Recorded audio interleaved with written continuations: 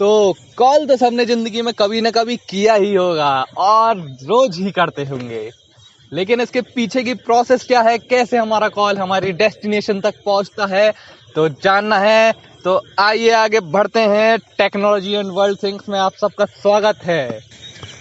अब फोन्स में वायर तो होता नहीं है, इसलिए mobile phones electromagnetic radio waves का यूज करते हैं कॉल को सेंड और रिसीव करने के लिए।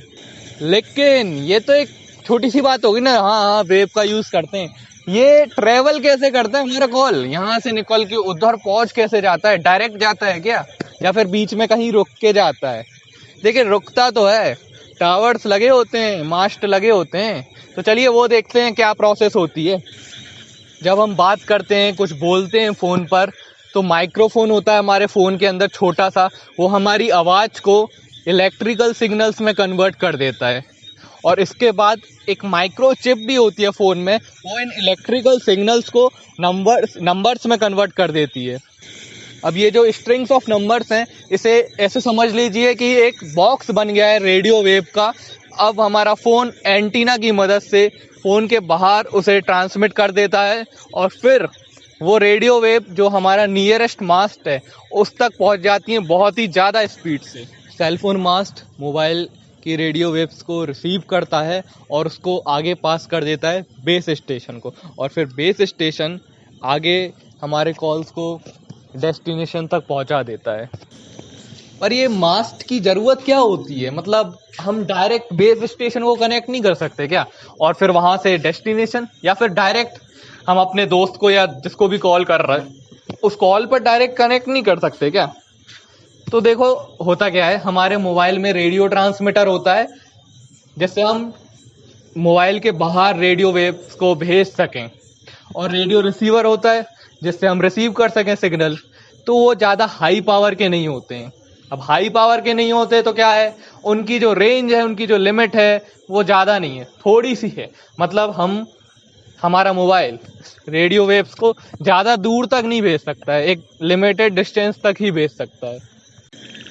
तो क्या ये कोई कमी है हमारे फ़ोन की, कोई डिसएडवांटेज है मोबाइल फ़ोन्स का?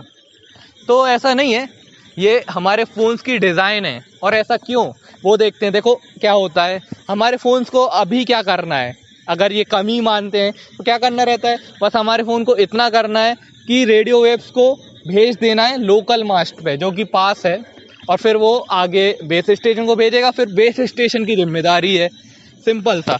लेकिन अगर बीच में से उस मास्ट को हटा दिया जाए तो क्या होगा, तो फिर ये होगा कि हमें हमारे मोबाइल में बहुत बड़े एंटीना की ज़रूरत पड़ेगी, और फिर उसको बहुत ज़्यादा पावर सप्लाई की भी ज़रूरत पड़ेगी।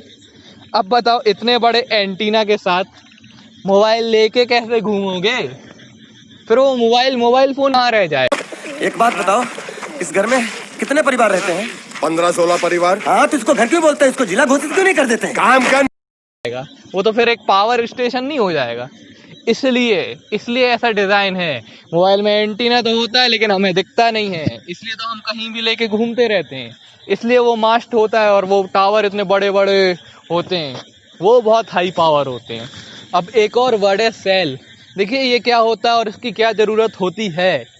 मान लीजिए एक ऐसी जगह पर हो आप जहाँ पर बहुत सारे लोग हैं और बहुत कॉल करते हैं, जब चाहे करते रहते हैं, तो क्या होगा, एक साथ बहुत सारे कॉल बहुत लोग करेंगे, मिलियंस, अरबों, मतलब सॉरी अरबों नहीं, लाखों में मान लो, तो कर रहे हैं। तो क्या होगा, इतने सारे कॉल्स को हैंडल करने में प्रॉब्लम हो जाएगी, और शायद ये भी हो कि किसको कौन सा कॉल पहुंचाना है, कैसे पहुंचाना है, यार दिक्कत हो जाएगी।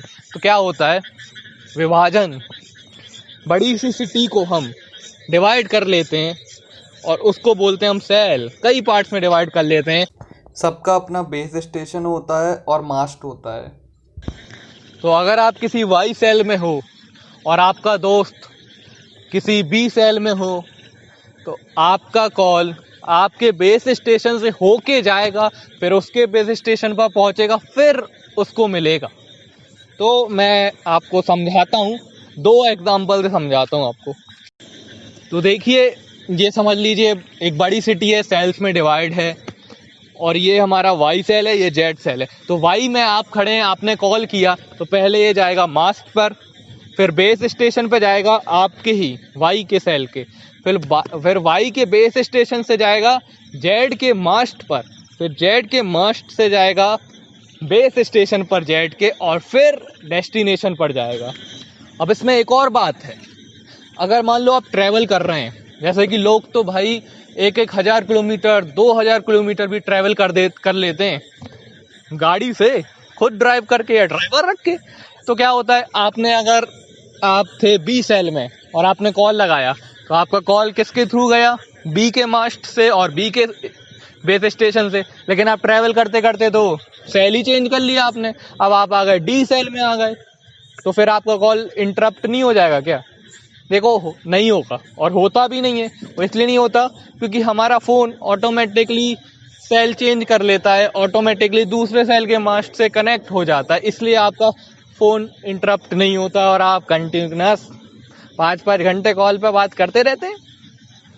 अगर आपको वीडियो पसंद आया और समझ में आ गया तो लाइक और सब्सक्राइब कर सकते हैं, और अगर पसंद नहीं आया और समझ में भी नहीं आया तो बिना टेंशन के डिसलाइक करो, कोई टेंशन नहीं है। अगली वीडियो में मिलते हैं। All the best.